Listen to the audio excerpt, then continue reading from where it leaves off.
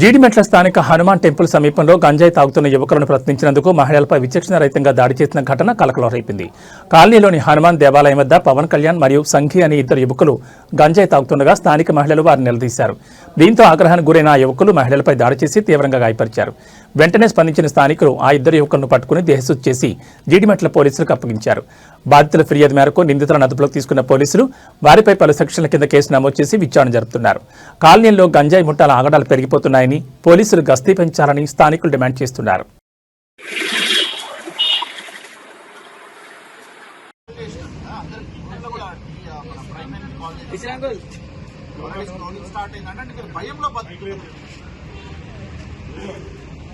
భయంలో బతుకుతున్నారు.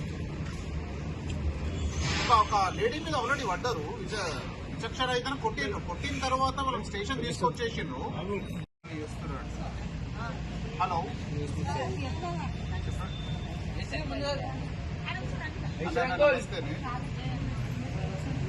అన్న ఏం లేదు, ఎన్ఎల్ బస్తీగా ఈ ఒక అమ్మాయి పోతుంటే ఆ అమ్మాయి ఒక 10 మంది ఇట్లా దాడి చేసిరు. దాడి చేసి ఎక్కడోళ్ళక్కడ ఉరికి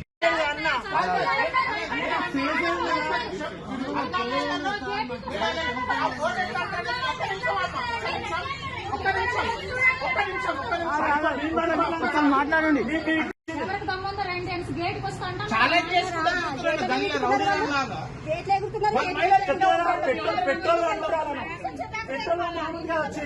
పంపిస్తాడు అంతా తీసుకున్నాడు. ఇంటికి వచ్చాల్సింది